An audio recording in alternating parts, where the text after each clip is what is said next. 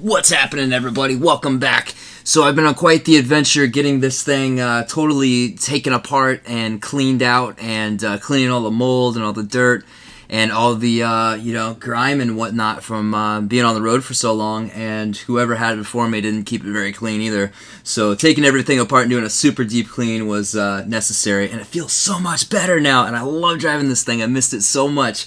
So I've been on a little bit of an adventure with it, and I've learned a few things, done a few cool things, and I wanted to share them. So I guess the first little adventure we went on is I wanted to get a new driver's seat. This driver's seat is totally worn out.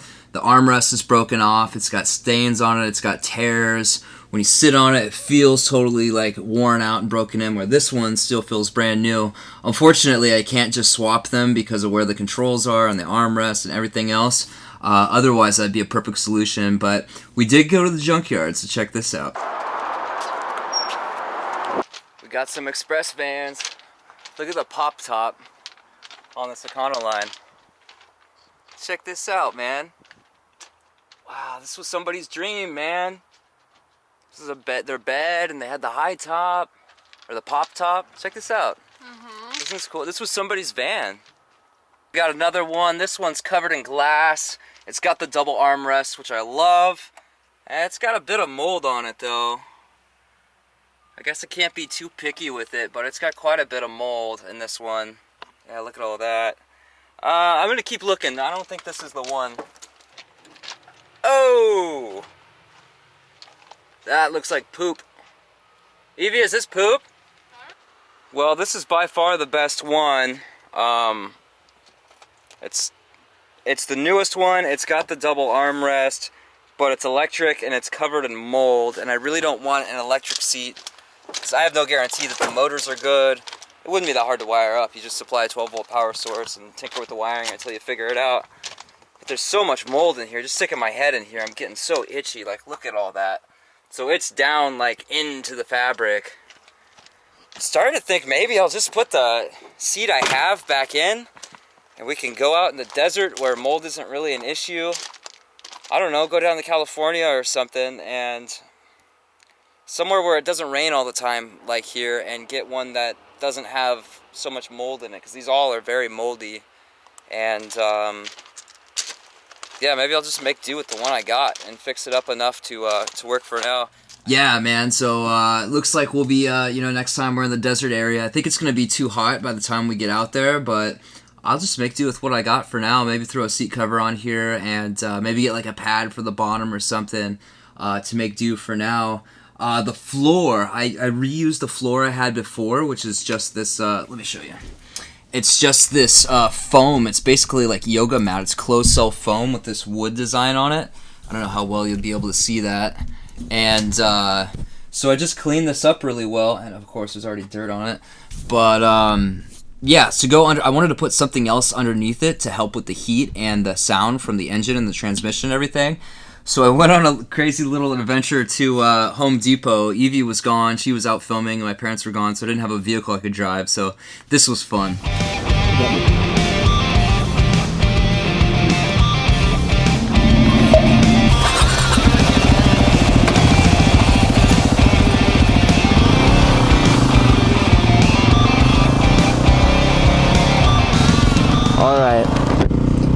Alright, this might not be the smartest thing I've ever done. I'm just going to carry this thing like this. When I go around the corners, I just lean over and put my weight on it. We'll be okay.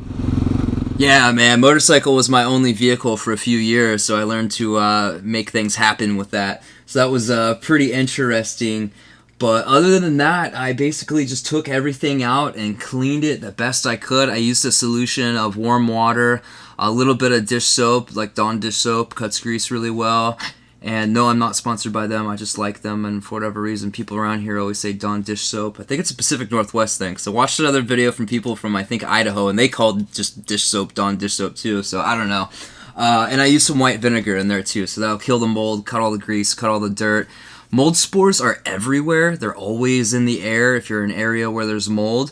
But if they have nothing to grow on and they don't have enough moisture, it doesn't grow. So the idea is to clean everything, make everything clean, no organic material that it can grow on, and prevent moisture from building up inside via ventilation. So that's the idea there. The seat belts were absolute disaster, man. They were so filthy. This is what I went through to clean them. This is actually the second rinse. Look at this water. Isn't that disgusting? Oh, man. So I've been soaking these overnight, so I'm going to pull these out. I'm going to drain this and pull these out and use the brush and just clean them the best I can.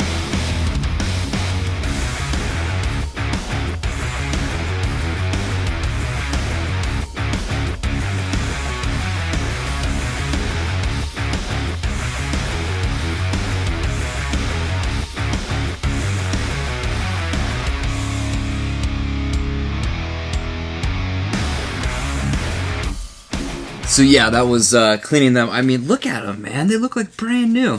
There's some spots, you know, they got a couple little like mold stains on them, and they feel totally dry, but I'm using these clips that I got from Harbor Freight just to hold them out, just to make sure they're 100% dry and there's no more mold gonna grow in there. But they look great. They look like brand new. I can't believe it.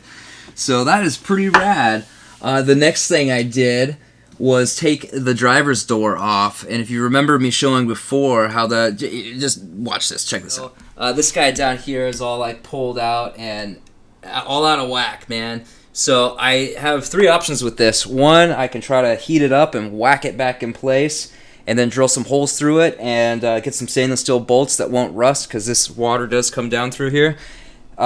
Strengthen it up with that, and probably won't ever have a problem again. Second option is to hire a welder to straighten that out and weld it. Third option is buy a new door.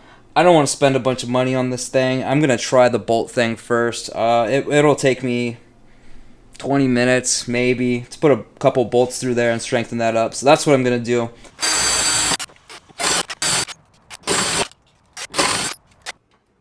Yeah, so once I got that door back on, I was able to pull off the seals from both sides, and I actually ordered new ones, and clean off the area where the seal goes really well. And here, I'll show you the process of that real quick.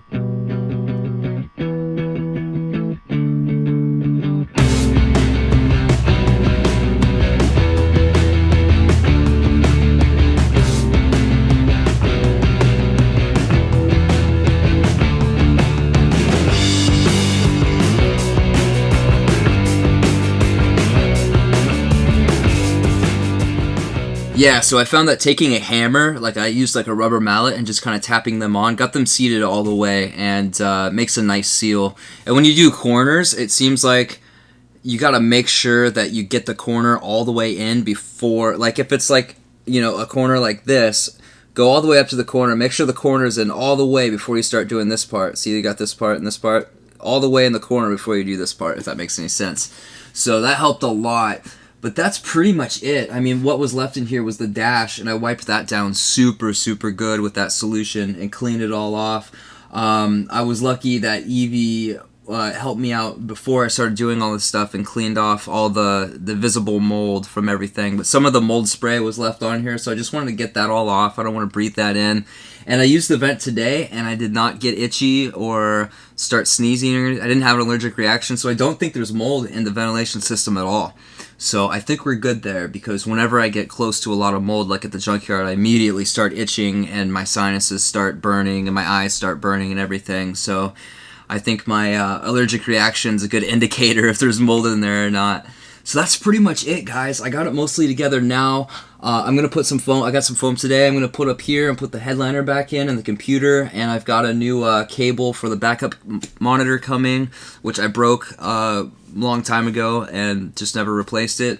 So I'll get that back in, and then I'm going to get some plastic to put over the doors to seal them, and then put the door panels back on and the speakers and everything, and that's pretty much it. So now it's drivable and runnable, and I get to start building the back part, the living area, which is really cool. So my plan with that is to keep it basically as basic as possible. This is not something I'm going to be sleeping in very often. Sometimes we might sleep in here if she's got to get up early and go somewhere, because we like sleeping together.